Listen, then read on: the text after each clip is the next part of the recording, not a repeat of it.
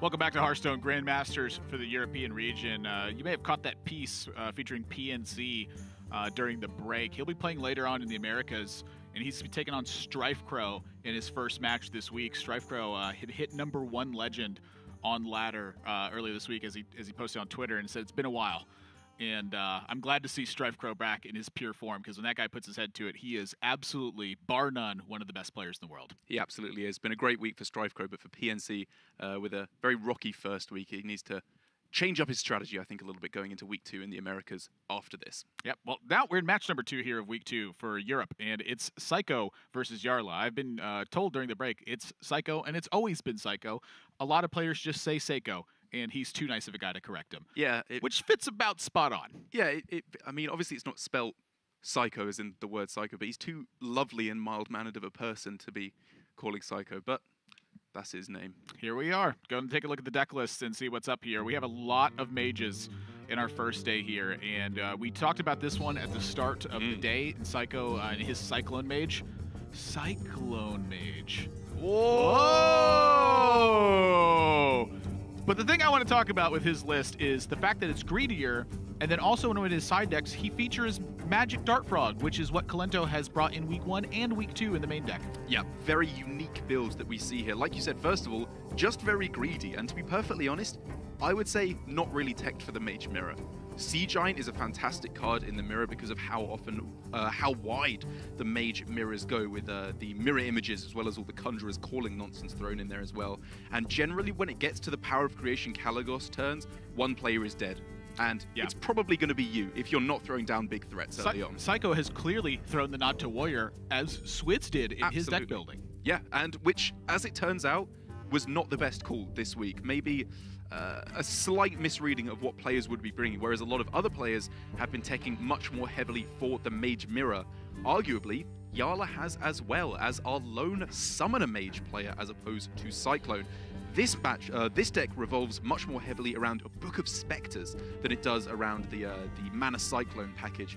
You run very few spells, you draw all your minions with Book of Spectres, and the same basic combo of Mountain Giant plus Conjurer's Calling still applies. And something that I like about Jarla's list here is it's very much in a similar vein to his Warrior list in last week, where his Warrior list was very much against the grain. 2 copies of Baleful Banker. That's true. 2 copies of Ironbeak Owl, and a very lean list that was detailed to take care of things in a very specific way.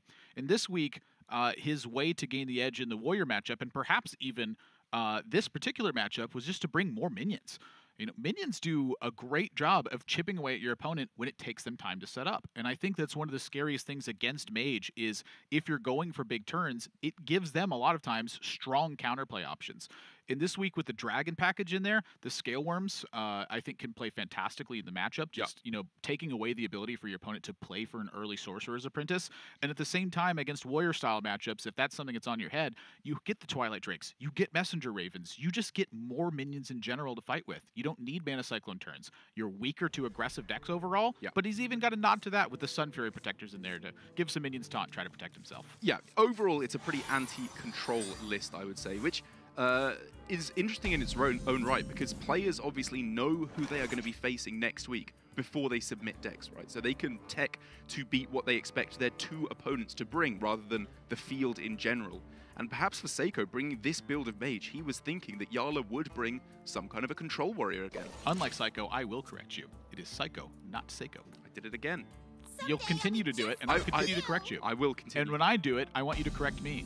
And when I say things like, I think Dr. Boom Mad Genius is not the right play here, I encourage you to disagree with me, because it's really funny. Oh, that I will definitely do.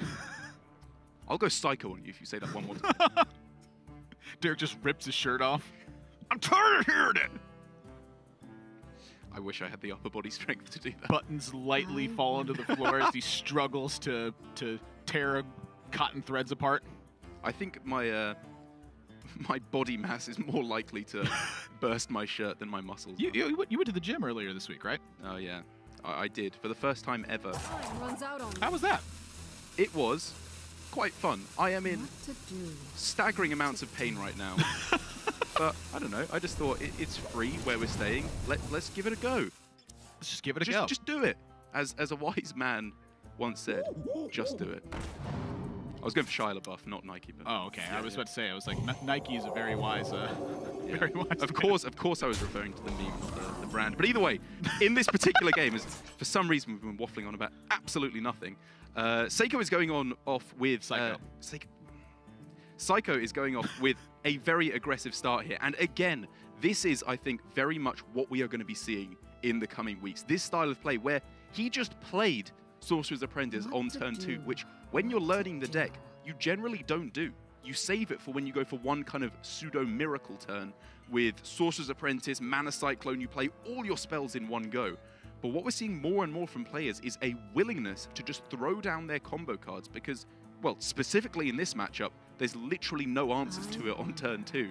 And then they can just start playing out their cards and pushing damage early on. So I guess my question there is why did Jarla choose to not meet the Sorcerer's Apprentice with an Acidic Swamp Ooze? I mean, obviously you have Mountain Giant, you have Twilight Drake, but you know, we've seen players go to pretty great lengths to try to check a Sorcerer's Apprentice. That's true. And in my head, if Psycho's willing to play a Sorcerer's Apprentice on turn 2, I think that often means that Banana Buffoon is going to be a follow-up. There's 2 copies of that in Psycho's deck. So I would say to that the responses to Acidic Swamp Ooze, in order to protect the Sorcerer's Apprentice, are both Ray of Frost and Mirror Image, of which there are 2 of both in the deck. The response to pinging it down over 2 turns is only Banana Buffoon. That's the only way you can stop Jarla from pinging it again on the following turn. And when you compound that with the fact that it leads you to have more cards in hand if you ping each turn, I think he was thinking there's less ways that he can keep it alive on the following turn, and it means I'm more likely to be able to play the Giant a turn earlier. Also have to consider Magic Trick. And you also have to consider that if you play the 3-2, you're opening yourself to a Mana Cyclone combo turn. You give your opponent an opportunity to nail the exact type of turn that they are looking for. Yeah. Wow. Jarla has had some impressive play. And honestly, it's been like on a razor's edge too, where I feel like his calls are so close that he often makes, where I'm like, I don't know about this. This seems very risky. And something that I'm kind of, drawing 2 and 2 in my head together with watching Jarla is he's not trying to do everything. He's just simply trying to do enough. Yeah. And the interesting thing is that the things that he's doing that are very close and, weird little plays, they're not necessarily correct. They're just his distinctive style of play. That's not necessarily to say that they're wrong either. But however, I do think he disagrees a fair bit, even just with his teammates on Nordavind. Like, as he was saying last week, this week he's going to prepare with Hunter Ace. He's got a different deck to Hunter Ace. Whether they did end up practicing together or not, clearly they had differing opinions on what the best deck was to bring. It's very interesting to me.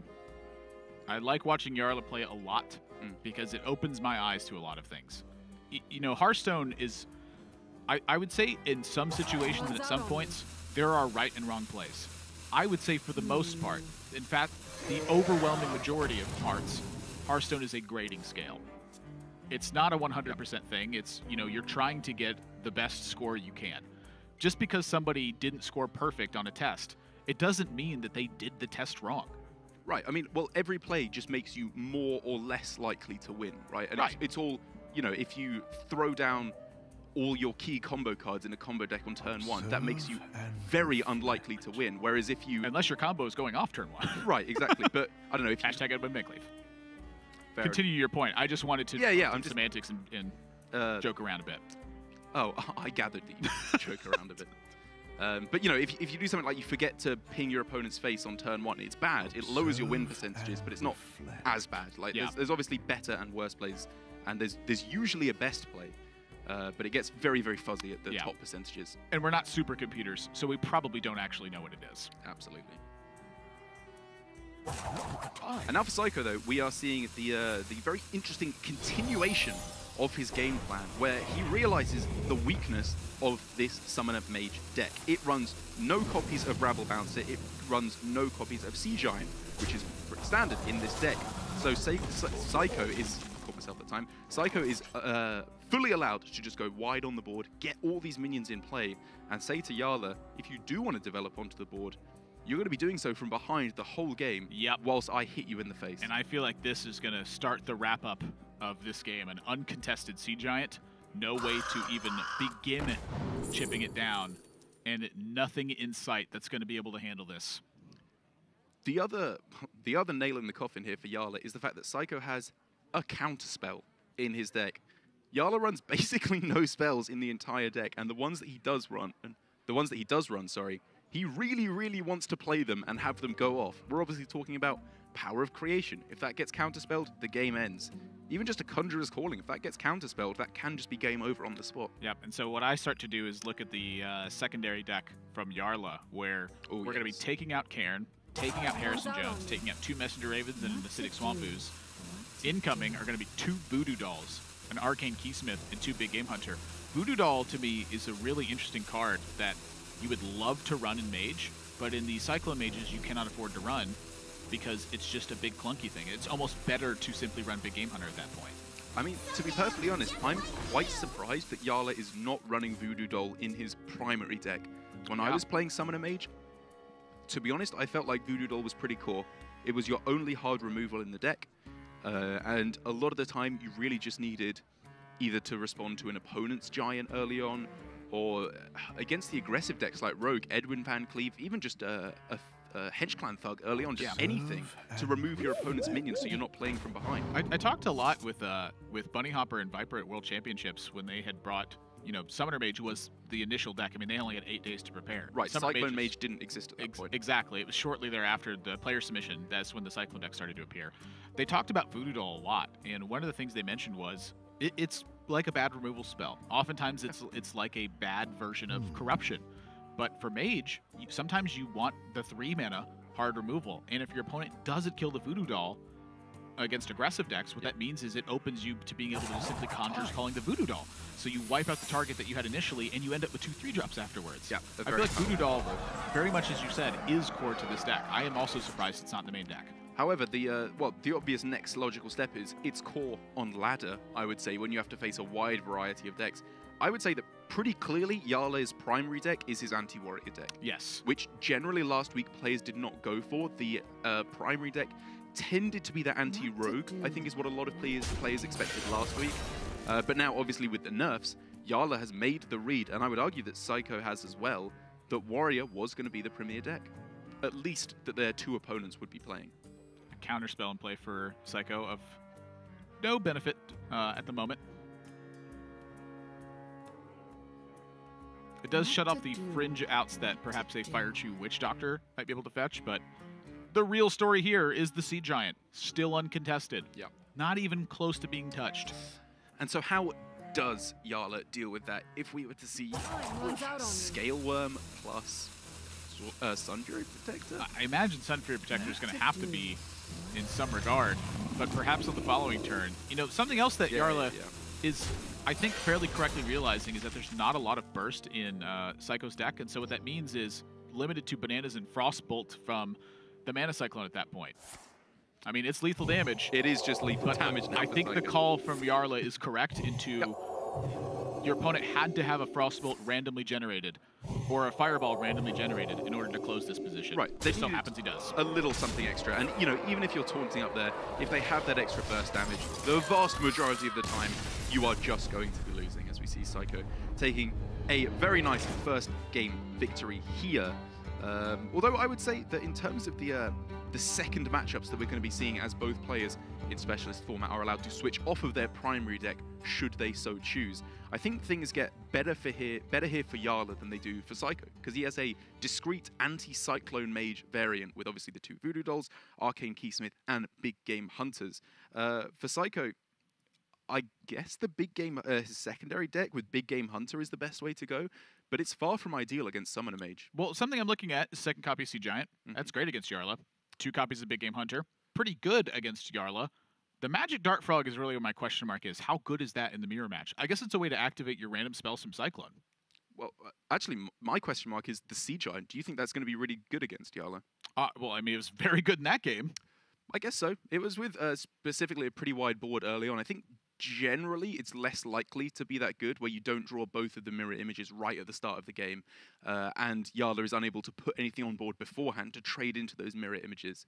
But I agree, the real powerhouse in that is going to be the Big Game Hunters to snipe off an early Mountain Giant, because the main benefit of playing this Summoner Mage is the fact that you can get down a turn 3 Mountain Giant if you're on the coin after going Book of Spectres. Well, we're going to find out if Jarla can fight back. Seiko took a very decisive game number 1, and in stark contrast to our first week, the matches are going pretty darn quick. So stick around. You're not going to want to miss game 2 of Seiko versus Jarla. The cards see a heart that is stony, and a totem that's all kinda bony.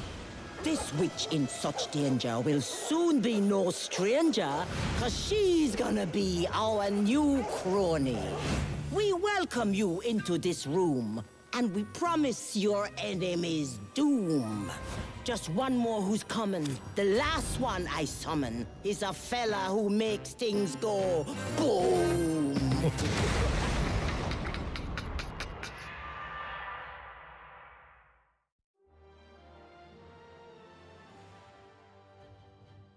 My name is Patra Cadness, and my Battle.net tag is Patra.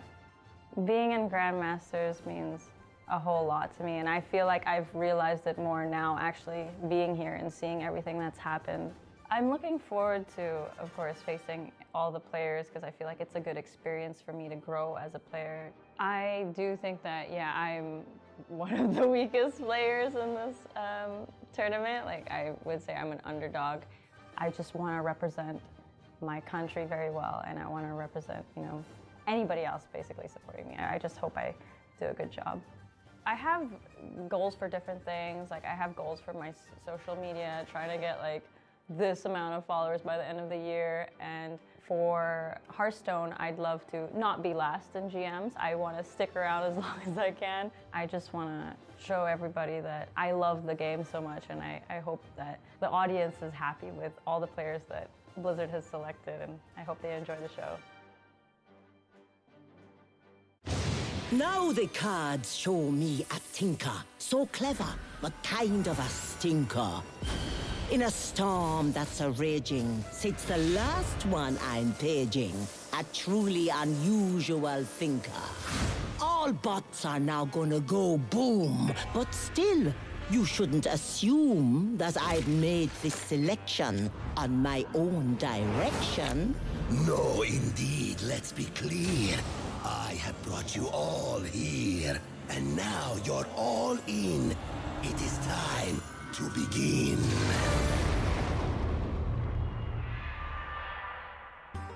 We're amidst our second match of the day here for the Hearthstone Grandmasters in Europe, and during the break you caught a piece with Patra, who's competing right now in Asia Pacific Grandmasters. She's part of the Hearthstone Global Games team for New Zealand that made it to the top 4 at BlizzCon last year. So if you want to catch her play, you're going to have to tune in a little bit earlier than you're used to, 2 a.m. Pacific time or 11 p.m.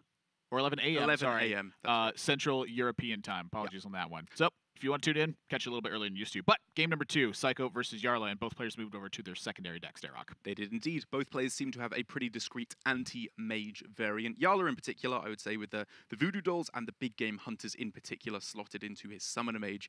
Jarla, it's a little bit more interesting, where both his secondary and his tertiary deck, I would say, have pretty strong anti-mage capabilities. Although with the fact that he switched over to his secondary deck, which adds in Magic Dart Frog, Big Game Hunters, and a second Sea Giant, I would say his tertiary deck with the Doomsayers and the Frostnovas slotted in seems to be more of an anti-aggro deck than it does an anti-mage deck, even though it would have some collateral damage against the Mage Mirror. Comes with a Rabble Bouncer over on his tertiary deck as well, which not exactly a spectacular performer, I'd say, in this matchup. You know, pretty darn weak overall. Your opponent's board state not necessarily going as wide. In the Sea Giant you saw in the first game enabled just simply by his own mirror images. I think that's definitely the direction that Seiko needs to take this one. I think he needs to be making the aggressive stands, because if it gets to that late game situation, if Jarla is safe, I feel like he's going to stay safe for a very long time, and I think that's the disaster that Seiko needs to avoid. Yeah, I think you're absolutely right there. Getting down the first Giant can be very important in these Mage Mirrors a lot of the time. However, we have seen a lot of players have a lot more willingness to just go wide on the board early on, not having to go for these Mountain Giant into Conjurer's Calling opens, because going with a wide board, a Mana Cyclone open, a Sorcerer's Apprentice open, can just be even more powerful, or at the very least, less counterable. I mean, think about what Mage is trying to do. It's trying to preserve cards, set up a big turn, and then take advantage of it. What's the best way to stop your opponent from doing that? Start beating him up. Use some good old Flame Imp. You're looking forward to Viper play? Oh, yeah. Viper. Zoo this week. That's right, our lone Warlock in this week of Grandmasters. And it's looking like it might pay off for him. I believe our first Warlock. Our first Warlock across all regions in Grandmasters as well.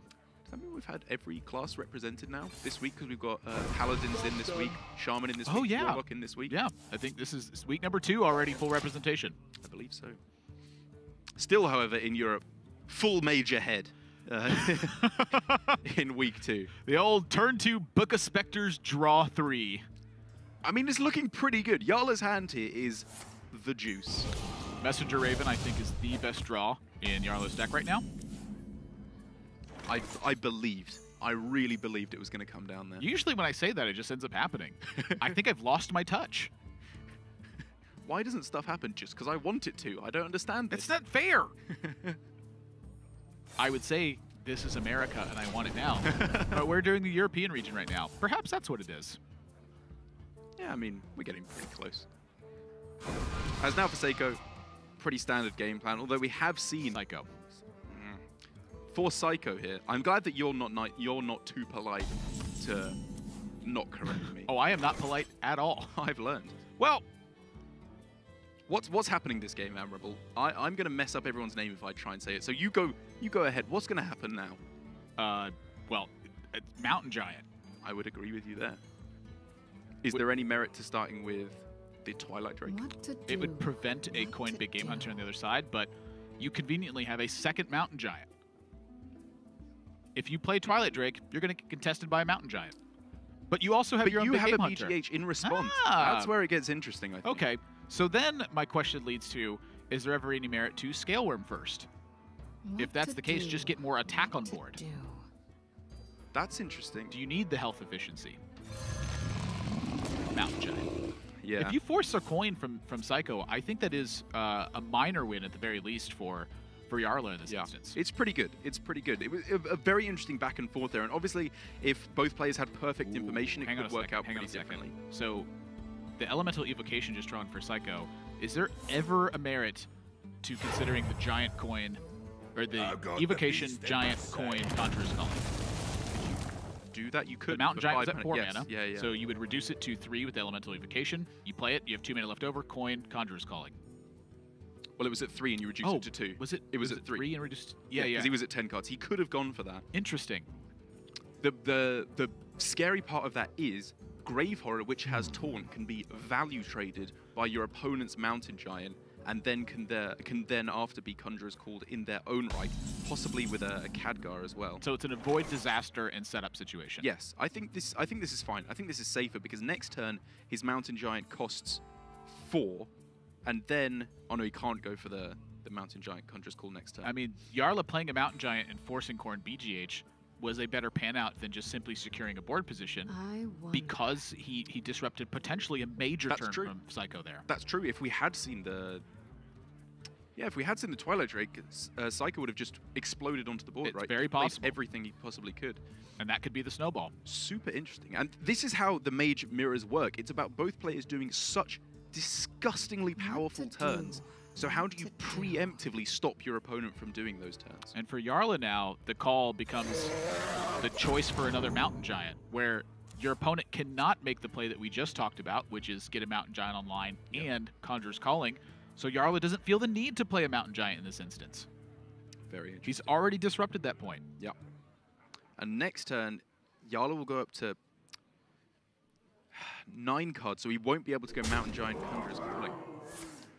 And Seiko just going to Conjurer's Calling his own BGH. He says, you know what, 2 5-drops, that sounds pretty darn good to me. This is, again, showing the thinking in this matchup, which is when your opponent has teched in 2 Voodoo Dolls, 2 Big Game Hunters, you just want to be making lots of smaller minions. He's going to load up the Mana Cyclone, too, to be able to play Giant and Conjurer's Calling next turn. Without a shadow of a doubt. We get another Conjurer's Calling from the Magic Trick!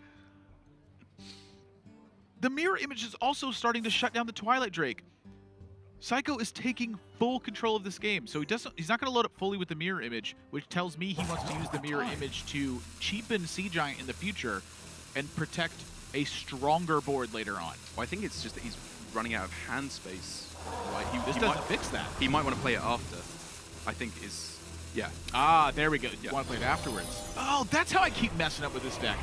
I keep wondering, I was like, man, are people just burning a card? Nothing wrong with that. Yeah. I mean, burning a card oftentimes is of nominal importance when talking about Cyclone Mage, because I feel like so many of your hands are set up with what you currently have that the next draw is like, whatever. But here, you get to maximize it. Why take a random spell from Mana Cyclone when you can take a random card from your deck? Absolutely. And now with this play from Seiko, yes, I got it right that time. I'm correcting myself for getting it right.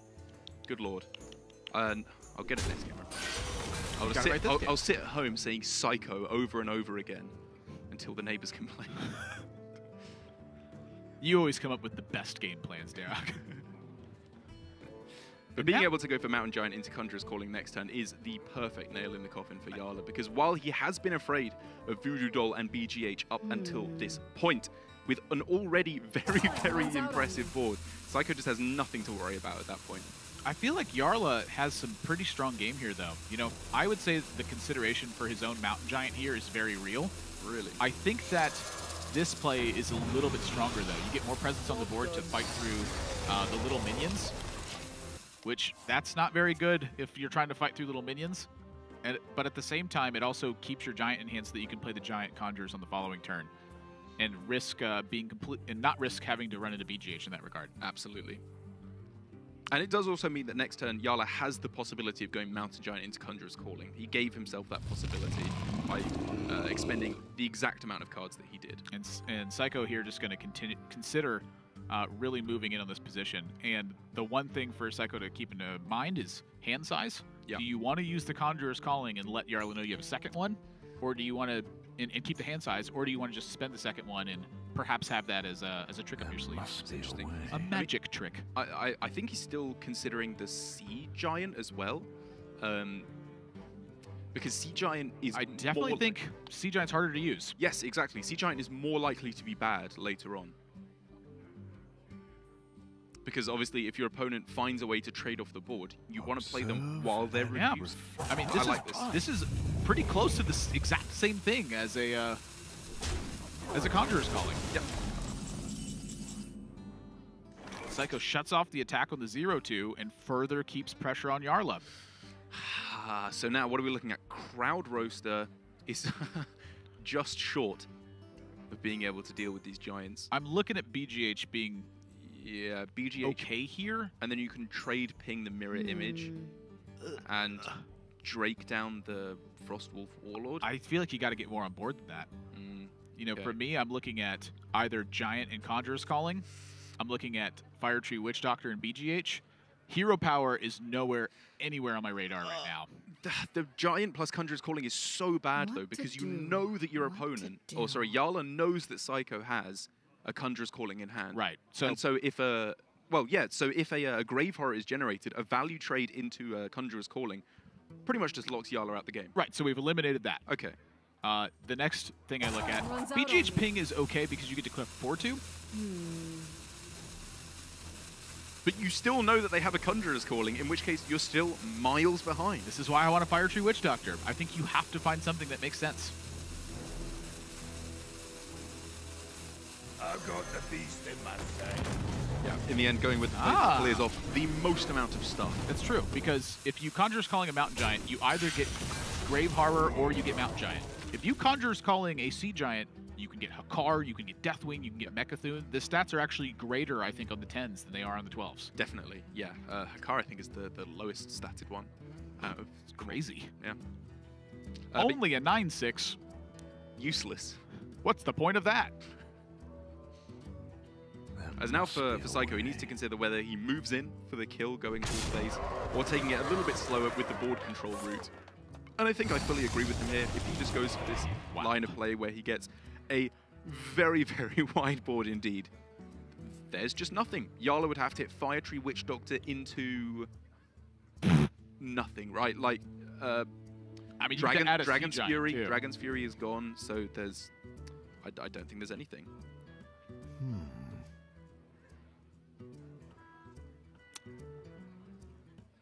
Dragon's Fury, is it gone?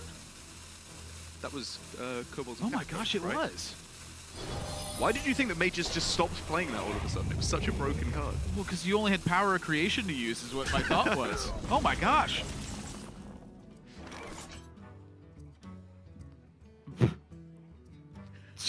Dumbfounded. I mean, how do you win? Is Jarla here? Yep, you kind of just don't. He is digging for a miracle to pull himself out of this one. Snap Freeze is interesting, but no way to freeze to actually destroy the minion. Maybe that can buy him an extra turn. I mean, is there anything he could have Power Creation there? Double Safeguard? Double Sunwalker? Basically just big taunts, I don't think get him there because he's still just playing from behind the whole time, which is... Do you have to chain him together maybe? Like, do you have to like Power Creation twice and get lucky? Like, I guess. This line isn't winning. He knows that there are 2 Conjurer's Callings in Seiko's hand though.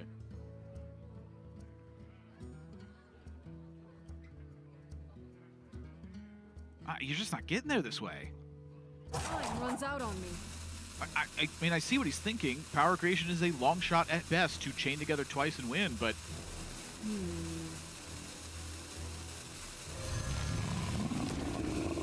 Just taunting up the best that he can, throws down the well played. I think he knows that this is all but over.